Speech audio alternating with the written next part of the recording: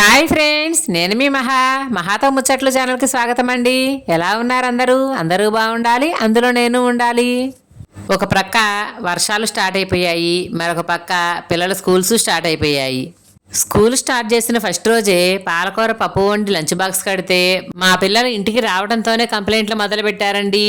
మా ఫ్రెండ్స్ అయితే పులిహోర తెచ్చుకున్నారు, మా ఫ్రెండ్స్ అయితే ఫ్రైడ్ రైస్లు తెచ్చుకున్నారు అంటూ ఒకటే గొడవ. మమ్మీ, మాకు లంచ్ బాక్స్లోకి రేపు కంపల్సరీ పులిహోర చేయాల్సిందే అని పట్టుబట్టి నేను చేస్తా అనే వరకు వదిలిపెట్టలేదు ఫ్రెండ్స్. సరే, ఈరోజు మా పిల్లల క్యారేజీల్లోకి పులిహోర చేయడానికి అన్నీ ప్రిపేర్ చేసుకుంటున్నానండి.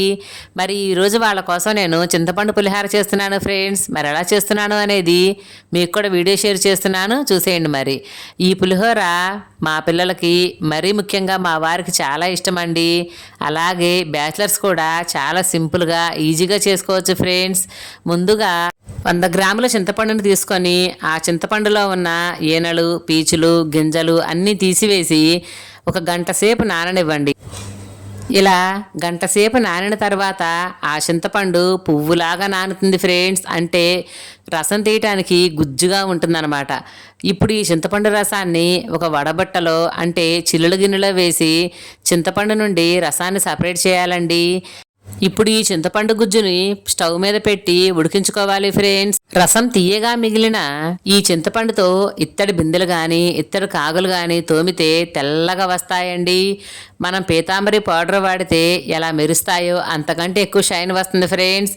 మీరు ఎప్పుడైనా ట్రై చేయకపోతే ఇప్పుడు ట్రై చేయండి. సరే, ఇప్పుడు నేనైతే బియ్యం వేరుతున్నాను ఫ్రెండ్స్. ఈ కాలంలో ఇలా బియ్యం వేరే వాళ్ళు కూడా లేరని మా వారు ఇక్కడ నన్ను ఎగతాళి చేస్తున్నారండి. ఎందుకంటే అందరూ డ్రమ్ములో బియ్యం గిన్నెలో పోసుకోవటం, వండేసుకోవటమేనంట. మేమైతే వడ్ల బియ్యం వాడతాం కాబట్టి, అంటే వడ్లు కొనుక్కొని వాటిని మరాడించుకొని ఆ బియ్యంతో వండుకుంటాం కాబట్టి 1-2 సార్లు ఏమైనా రాళ్ళు ఉన్నాయేమోనని చూసుకొని వండటం నాకు అలవాటు ఫ్రెండ్స్. మరి ఇప్పుడు నేనైతే అన్నం వంటం పూర్తయిపోయింది ఫ్రెండ్స్.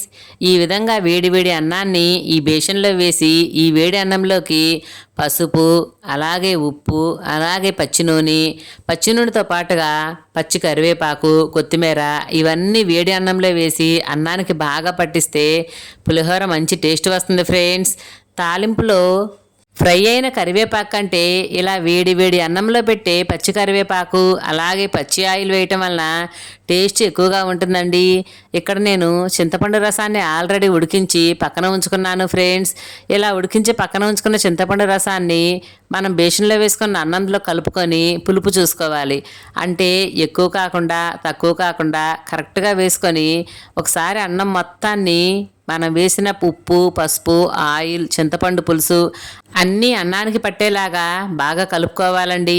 అన్నం ఎక్కడా కూడా తెల్లగా కనిపించకూడదు, అంటే బాగా ఈ విధంగా కలుపుకోవాలి. ఇప్పుడు ఈ అన్నంలోకి ఇక తాలింపు వేసుకోవాలండి. మరి తాలింపుకి అన్నీ రెడీ చేసుకుందామా? పల్లీలు, ఎండుమిర్చి, పచ్చిమిర్చి, కరివేపాకు, కొత్తిమీర, తాలింపు గింజలు, ఇంకా ఆయిల్. ఇప్పుడు స్టవ్ వెలిగించి స్టవ్ మీద ప్యాన్ పెట్టుకొని ప్యాన్ హీట్ అయిన తర్వాత దానిలో ఆయిల్ వేసి హీట్ చేసుకోవాలండి. అయితే ఈ తాలింపులోకి ఆయిల్ ఎక్కువగానే పడుతుంది. ఆయిల్ ఎక్కువగా ఉంటేనే టేస్ట్ బాగుంటుంది ఫ్రెండ్స్. ఈ ఆయిల్ హీట్ అయిన తర్వాత ముందుగా ఎండుమిరపకాయలను వేసి ఫ్రై చేయండి. ఎండుమిరపకాయలు ఫ్రై అయిన తర్వాత ఇప్పుడు పల్లీలను వేసి దోరగా వేగనివ్వండి. పల్లీలు సగం మాత్రమే వేగాలండి. ఎందుకంటే ఇలా సగం వేగిన పల్లీల్లోకి అప్పుడు తాళం గింజలు కలుపుకోవాలి ఫ్రెండ్స్. కొంతమంది పల్లీలు, తాళం గింజలు ఒకేసారి వేసేస్తారండి. అలా వేయకూడదు. అలా వేస్తే తాళం గింజలు త్వరగా ఫ్రై అవుతాయి, పల్లీలు లేటుగా ఫ్రై అవుతాయి. కాబట్టి తాళం గింజలు మాడిపోయే అవకాశం ఉంటుంది.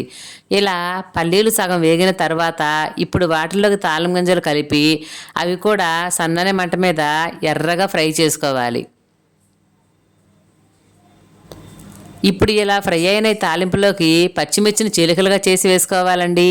మాకు చిన్నపిల్లలు ఉన్నారు కాబట్టి 2 లేదా 3 మాత్రమే వేయాలి. అదే చిన్నపిల్లలు లేని వాళ్ళైతే కొంచెం పచ్చిమిర్చి ఎక్కువగా వేసుకుంటేనే క్రిస్పీగా టేస్టీగా బాగుంటుందండి. ఫైనల్లీ ఈ తాలింపులో కరివేపాకును వేసి వెంటనే స్టవ్ ఆఫ్ చేసేయాలండి. ఇప్పుడు ఈ తాలింపుని తీసుకొచ్చి మనం ఆల్రెడీ కలిపి పక్కన ఉంచుకున్న అన్నంలో వేసి మొత్తం ఒకసారి తిరగకలపాలండి. ఎందుకంటే ఈ తాలింపు మొత్తం అన్నానికి పట్టాలి కదా. ఈ విధంగా అన్నం మొత్తాన్ని బాగా కలుపుకోవాలి ఫ్రెండ్స్. పులిహార కలుపుతుంటేనే ఈ వాసన 2 బజార్ల అవతల కూడా వెళ్ళిపోతుందండి. చూసారా, నేను కలుపుతూ ఉంటేనే మా పిల్లలు ప్లేట్లతో పళ్ళాలతో రెడీ అయిపోయారు ఫ్రెండ్స్. ఎందుకంటే ఒక పక్క స్కూల్ టైం అయిపోతుంది, మరొక పక్క పులిహార స్మెల్ చూస్తుంటే వాళ్ళు దగ్గరకు రాకుండా ఉండలేకపోతున్నారండి. మరి ఇంత కష్టపడి మా పిల్లల కోసం చేసిన పులిహార ఎలా ఉందో వాళ్ళని అడుగుదామా? మా పిల్లలైతే సూపర్ మమ్మీ అంటున్నారు ఫ్రెండ్స్. ఇప్పటి వరకు నేను పడిన కష్టమంతా ఆ ఒక్క మాటతో మటమయమైపోయిందండి. ఆడవాళ్ళం ఎవరైనా కోరుకునేది అదే కదా. మరి నాకు నచ్చిన, మా పిల్లలు మెచ్చిన ఈ పులిహోర మీకెలా ఉంది ఫ్రెండ్స్? నచ్చిందా? నచ్చితే నా వీడియో లైక్ చేయండి, షేర్ చేయండి, అలాగే నా ఛానల్ సబ్స్క్రైబ్ చేసుకోండి. Thank you. ఉంటానండి. నేను మీ మహా.